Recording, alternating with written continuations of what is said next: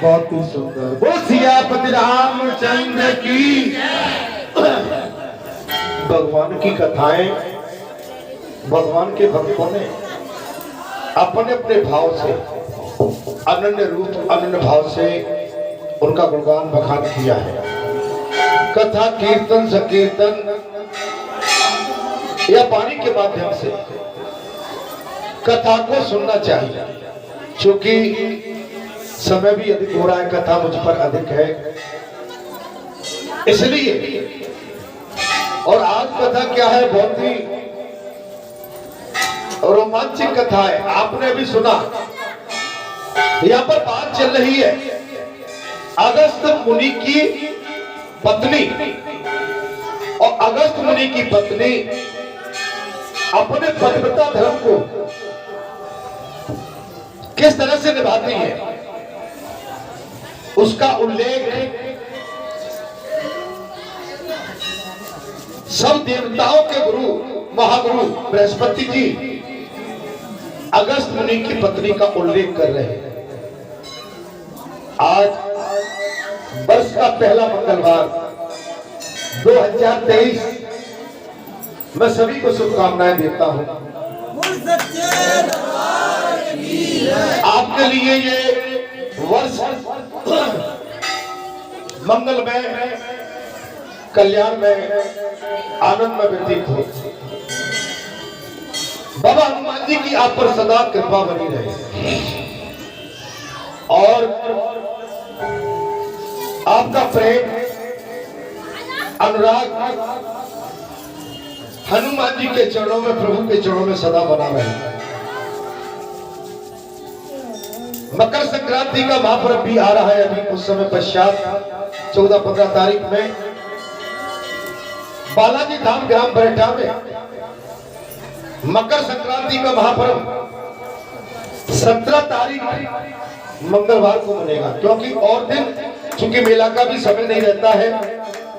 हर वर्ष की भांति बाबा के आश्रम में मकर संक्रांति का महापर्व वो 14, 13, 14, 15 में तो मनेगा ही, लेकिन यहाँ पर जो यहाँ की व्यवस्थाएं परंपराएं हैं वो 17 तारीख 17 जून मंगलवार को, ठीक है।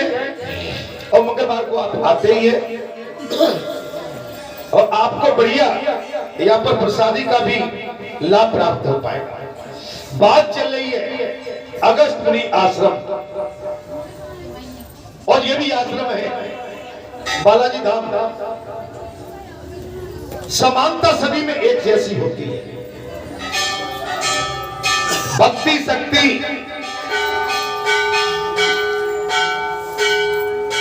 पूजा अर्चना ध्यान सभी स्थानों पर सारे भक्त अपनी अपनी श्रद्धा आस्था निष्ठा भाव समर्पित भाव और भक्ति भाव से भगवान के चरणों में अर्पित समर्पित करते हैं। अगस्त मुनि आश्रम की इस अद्भुत लीला को देखकर देवलोक से आए हुए देवता भी अचंभित हैं। उनमें सभी देवताओं के गुरु बृहस्पति जी ने जो अगस्त मुनि आश्रम काशी विश्वनाथ के अंदर देखा उसका महिमा मंडल कर रहे हैं। अर्थात इसमें पता छात्र, इसमें बात चल रही थी महाराज अगस्त मुनि की महापत्नी पतिव्रता नारी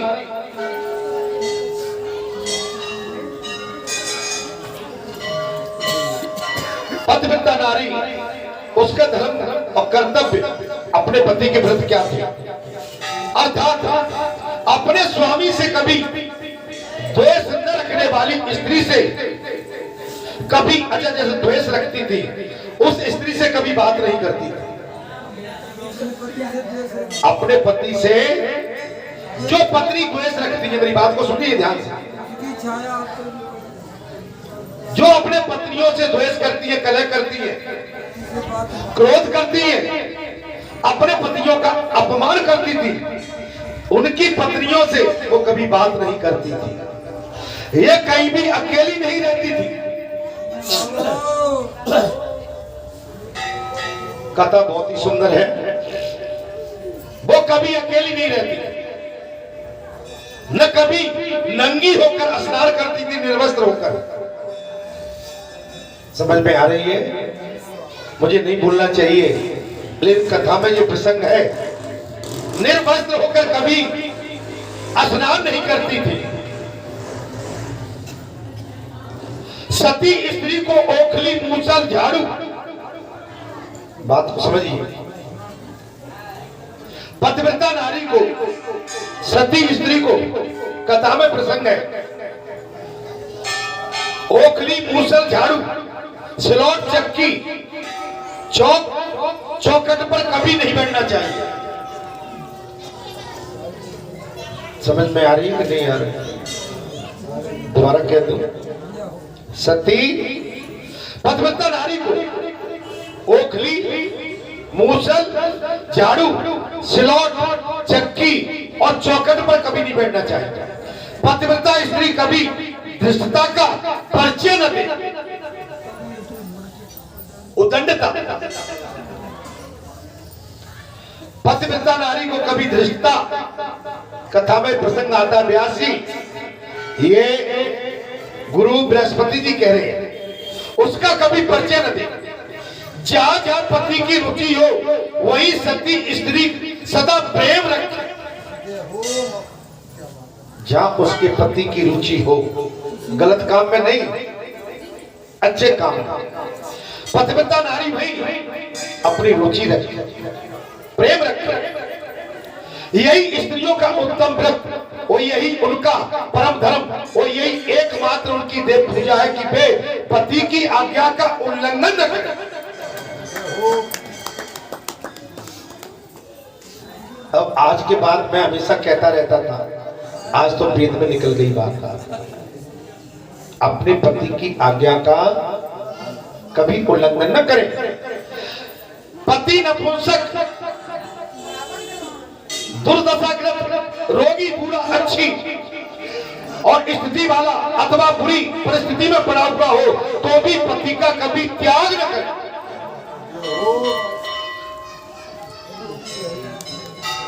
महाराज नपुंसक, इससे बड़ी बात क्या हो सकती? नपुंसक पति हो, दुर्दशाग्रस्त हो, रोगी हो, बूढ़ा हो, अच्छी स्थिति वाला अथवा बुरी स्थिति में पड़ा हुआ हो तो भी पतिव्रता नारी को कभी अपने पति का त्याग नहीं करना चाहिए।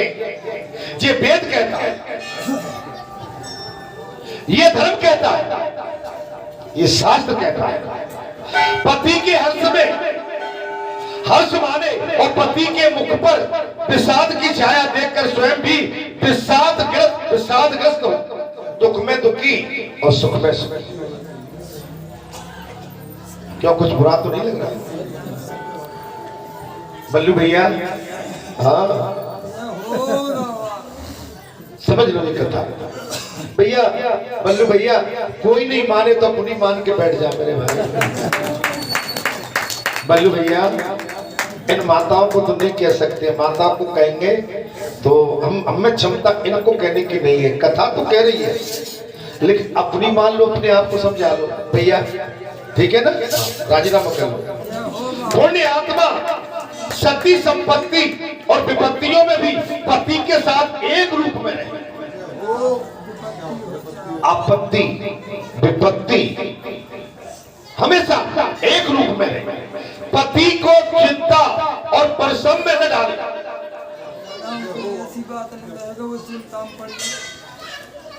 लेकिन आजकल तो महाराज किताब भरी पड़ी होगी, जाओ घर लिख ली होगी पूरी किताब। पहले जाओगे जैसे घर की गेट के बोल। तो ये उस पतिव्रता नारी का ये कर्तव्य है कि अपने पति की खुशी में ही खुशी, दुख में ही दुख, अपने पति का कभी अपमान भूलवश न करे, अपने पति को किसी चिंता में न डाले। तीर्थ स्थान की इच्छा रखने वाली स्त्री अपने पति का चरण दो पिए और तीर्थ स्थान में प्रेम रखने वाली। मेरी माताएं, आप सब तीर्थ स्थान में बैठिए, इस समय आपका कर्तव्य बनता है कि अभी मकर संक्रांति का महापर्व, आप चरण धोने के लिए भांजी का, ब्राह्मण का, दौरानी का, जेठानी का, सास का कर लिया, करते रहते हो, लेकिन अपने पति के चरण धोके भी पियो।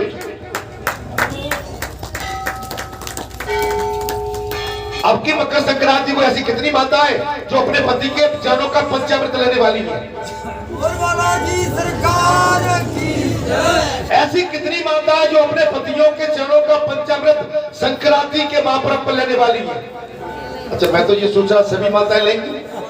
आज की कथा का प्रभाव इतना पड़ जाएगा कि सभी माताएं चरण धोएंगी। अरे धो लीजिए, हम तो एक बार फिर धो। क्या बात, बोले हम तो धोके बैठे महाराज, अब नहीं धोएंगे।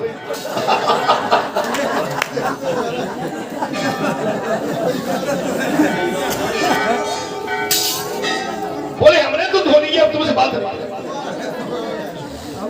अरे जब जब मकर संक्रांति आए, जब जब मौका मिले तब तक हो।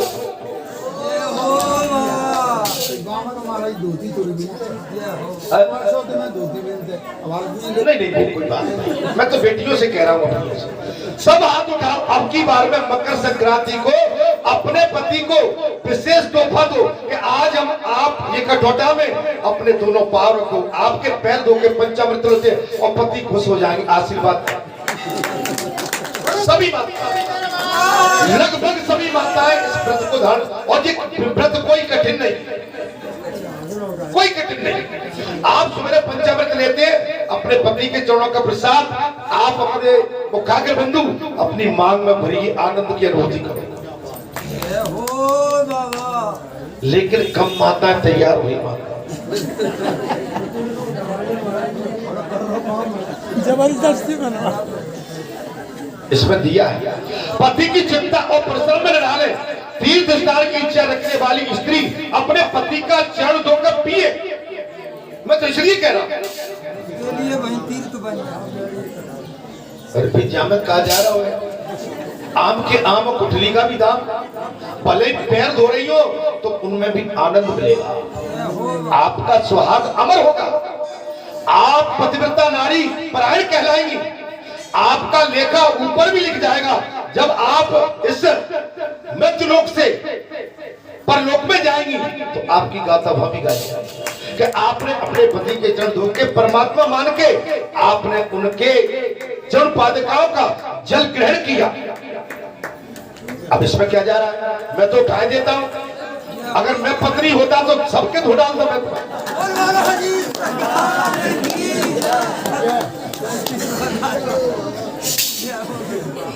अरे पूजा में भी तेल लगाते हो मेरे भाई। मैं मकर संक्रांति के बाद सबसे पूछूंगा, सही सही बताओ, मैंने ये कथा कही थी किस किस ने धोए पैर?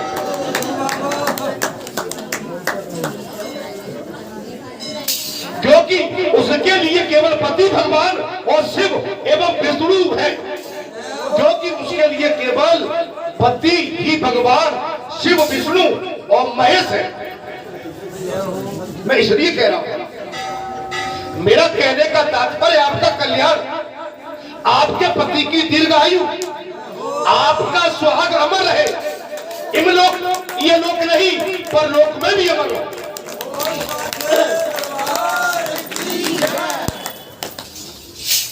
यहाँ पर गुरु बृहस्पति कहते हैं महाराज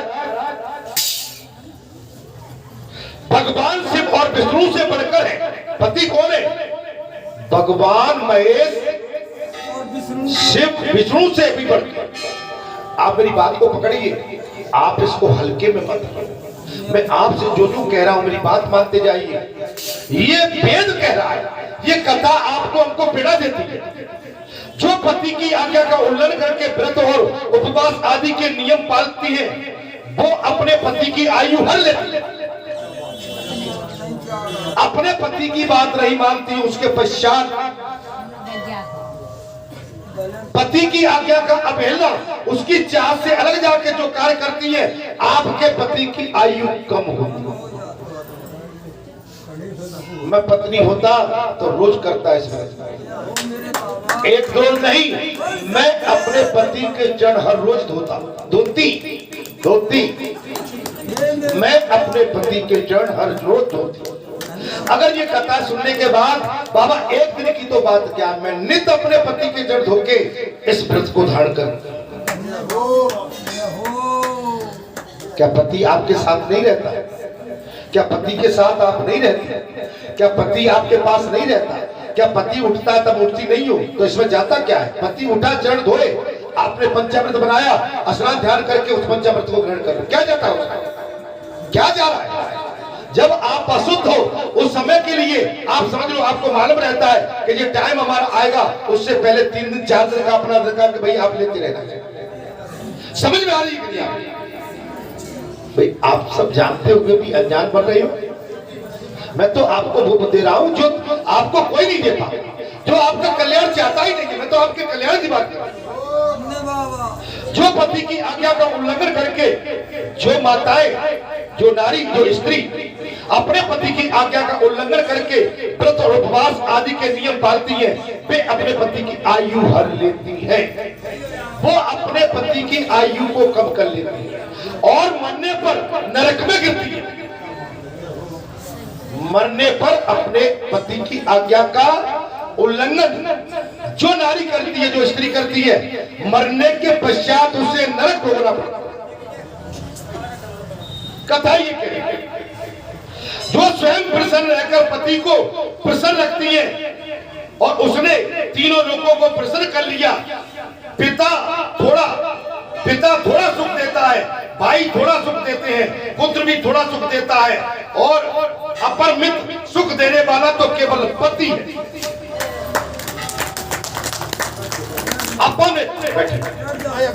अपरमित सुख देने वाला तो केवल पति है। भैया जी मुझे कहीं का मूर्ति की प्राण प्रतिष्ठा, रामायण अखंड, ये प्राण प्रतिष्ठा, रविवार को श्री गणेश जी कलश यात्रा भी है और स्थान है ग्राम रजगुआ, तहसील चिनौर वाले रजगुआ से आए। ठीक है, राम दरबार की मूर्ति की प्राण प्रतिष्ठा, अखंड रामायण का पाठ एवं हवन भंडारा, ये निमंत्रण है। और राजा राम सरकार के लिए तो हम उनके अनुयायी है, आज्ञाकारी है। वो हमारी परम शक्ति है, हमारी शरीर की धड़कन है, हमारी आत्मा है। हम निश्चित आपके इस निमंत्रण को स्वीकार करते हैं। आपका कार्य सफल हो, मंगलकारी हो, आनंदकारी हो। और ये बहुत बड़ा आपका चूंकि संकल्प है, ये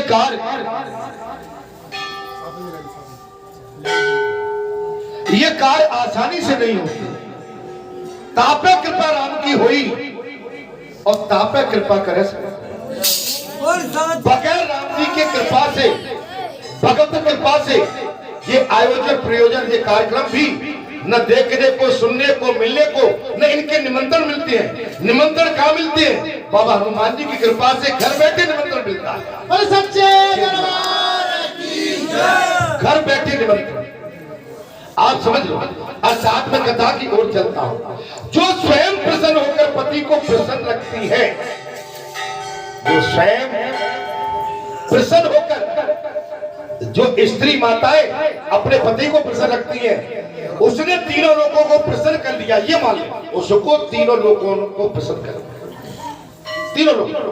पिता थोड़ा सुख देता है, बात को समझिए। पिता तो पैदा करके पालन पोषण करके थोड़ा सुख देता है, भाई भी थोड़ा सुख देता है, आपकी रक्षा करता है, और पुत्र भी थोड़ा सुख देता है। अपमृत सुख देने वाला तो केवल पति है, केवल पति, जो आपको हर हालत में, हर स्थिति में आपको परम सुख देने वाला, आपका असली मित्र, आपका असली भगवान केवल आपका पति है। तो मैंने इसमें क्या कह दिया कि हम, अरे एक दिन की तो बात क्या मेरे राम, मैं रोज चरण धोऊंगा। अरे राम मुझे मिल जाए तो मैं तो राम को जाने भी न दूं। जब तुम्हारी साथ भामर भगवान के साथ पड़ गई, तो ऐसे भगवान के लिए तो हम सब कुछ करने के लिए तैयार। बताओ काय बोलिए। अब इसमें हमने क्या कह दिया बताइए। हम तो आपके भले की बात कर रहे हैं, बहन आपके भले की बात कर रहे हैं, बेटी हम आपके कल्याण की बात कर रहे हैं, देवियों हम आपके कल्याण की बात कर रहे हैं, माताओं हम तो आपके कल्याण की बात कर रहे हैं। आपका सुहाग अमर है, आपके चेहरे पे कभी मायूसी ना, आप सदैव खिलती खिलती और मुस्कुराती हुई आपका चेहरा देखो। वही तो कथा का मातम है। पति ही आपको पक्का सुख देता है, अतः उसकी सदा पूजा करनी चाहिए। अरे राम मैंने तो कही, हमने तो धो लिए भाई, मैं तो आज बोलूंगा धोलो चरण।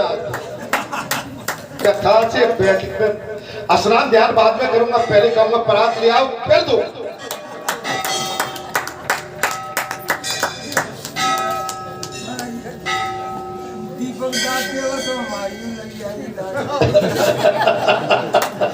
तो दीपक तो डाल देगा महाराज। हाँ अरे आपकी तो हम वैसे ही लगा दे, किसी को भेज देते रामदूत को।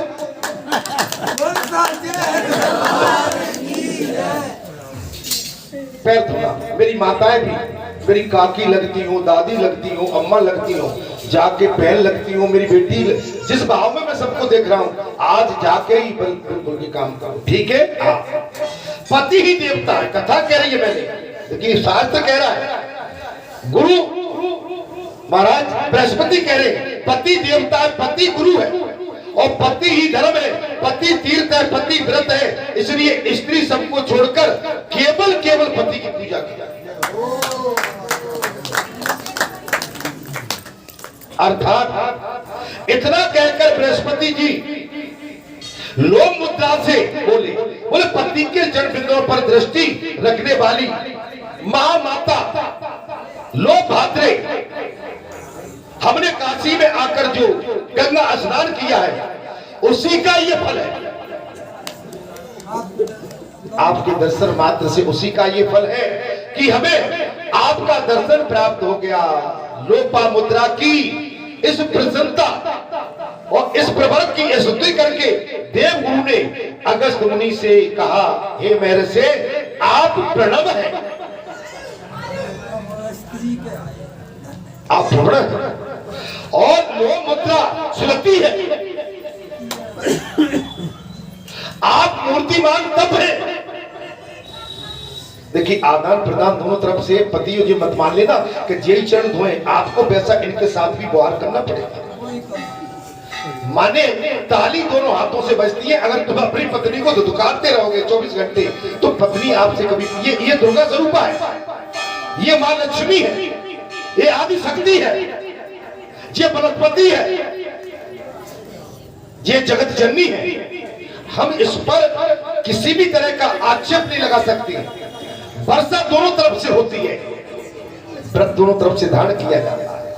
अर्थात महाराज आप मूर्ति मानी तब, और ये क्षमा है, ये क्षमा कर देती है बहुत।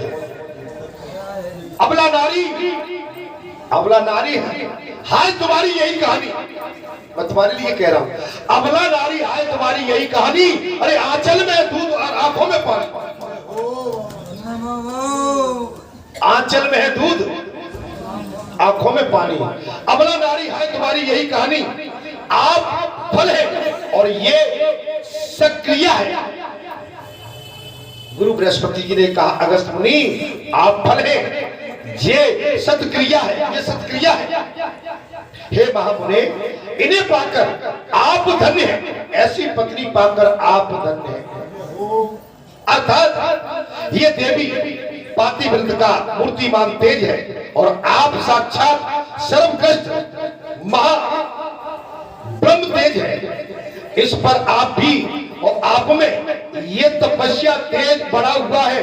भला आपके लिए कौन सा कार्य असाध्य है?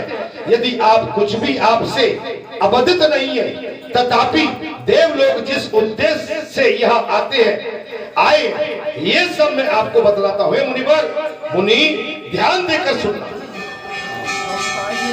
ये देवता यहाँ किस लिए आए हैं, ये कृपया करके ध्यान देकर सुनो। विदन नाम से प्रसिद्ध पर्वत मेरुगिरी से डहा रखने वाला,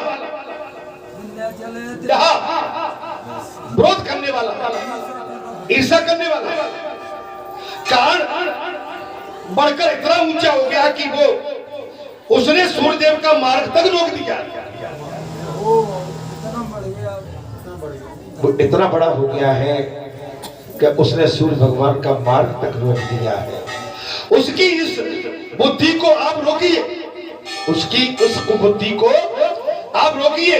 तब देवगुरु का ये वचन सुनकर महामुनि अगस्त जी क्षण भर के लिए चिंता को एकाग्रित किया है और बहुत अच्छा आप लोगों का कार्य सिद्ध करूंगा,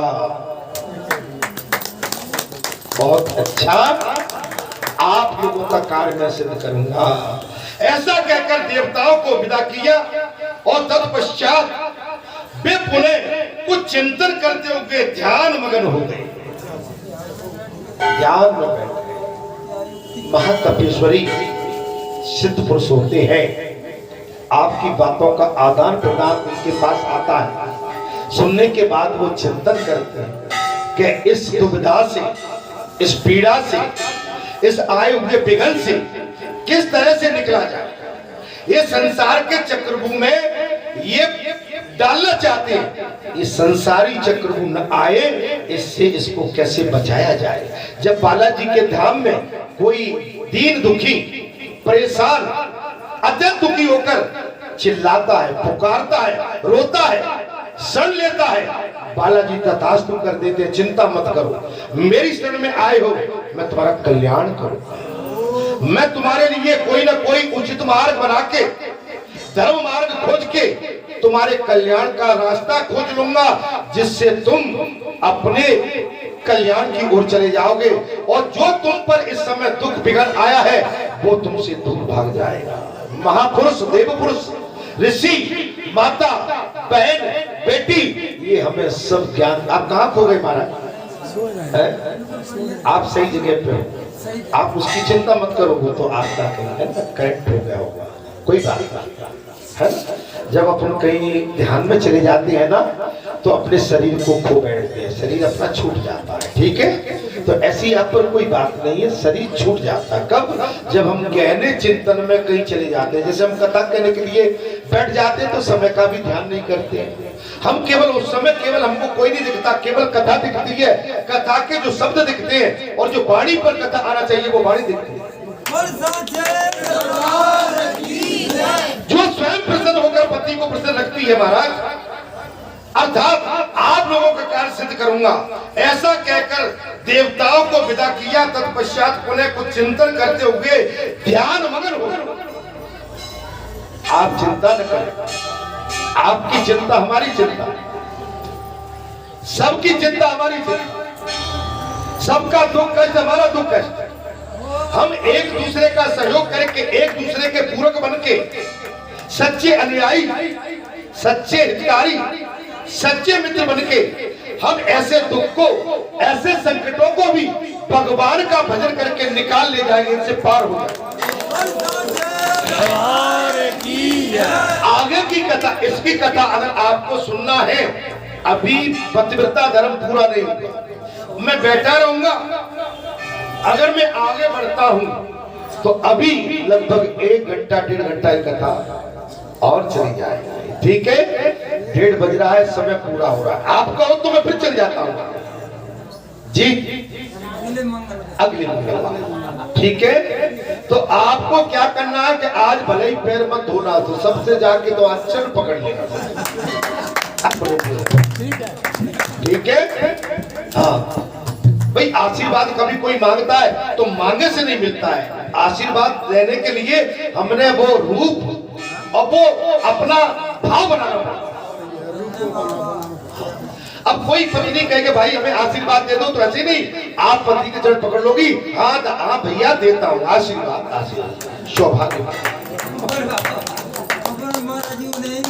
वो नहीं लगेगा, हाँ तो और हम काहे के लिए आप अच्छा, वो बिना ही नहीं लगेगा, तुम्हें नहीं लगेगा, आपकी आयु लंबी होगी। ठीक है, सती सावित्री अपने पति का प्राण यमराज से छीन के ले आई। ठीक है, तो मेरे लिए तो आप सब पतिव्रता नारी हो, मेरे लिए सभी आप धर्म पढ़ाए, अपने अपने पतियों की सेवा में तत्पर रहने वाली हो। मुझे आपके संसारी व्यवहार पर कोई वो नहीं है, लेकिन मेरा फिर भी आपसे अनुरोध है, विनती है कि आज तो तुम जाके अपने अपने पतियों के चरण पकड़ लेना, और हम तो कहेंगे भैया निकले आओ, आज हमारे तुम चरण पकड़ लो। ठीक है, तब घर में घुसेंगे। काल करे सो आज कर, आज करे सो अब, पढ़ने पढ़ना होगी तो बहुत करेगा। कथा को विराम देता हूँ, अगले मंगलवार को ये आपका दास, ये आपका सेवक, इसके आगे की कथा, और आगे की कथा का प्रसंग अभी पूरा महाराज वही चल रहा है। आगे की कथा का प्रसंग आता है अगस्त जी का काशी पुरी से प्रस्थान और विंध्याचल पर्वत को लघु रूप में रहने का आदेश और मां लक्ष्मी की स्तुति होगी। अब आप देखिए कि विंध्याचल गिरी छोटा कैसे होता है। अगस्त मुनि जाके क्या करते हैं, हमें सुनने की, सीखने की, समझने की अगर बात लेनी है तो अगले मंगलवार को मेरी माताएं ठीक 9 बजे कथा प्रारंभ हो जाती है। हर मंगलवार, आप मंगलवार के लिए अगर पास में रहते हो, रहती है, कृपया करके टाइम का विशेष ध्यान रखिए। हम तो सब माने 4 बजे के बैठे, 4 कब बजे थे, आधी रात को, उस समय आधी रात होती है 4 बजे। ठीक है, क्या बोला तेरी बम ये बम प्यारे बम बोले। मैं अपनी वाणी को विराम देता हूँ।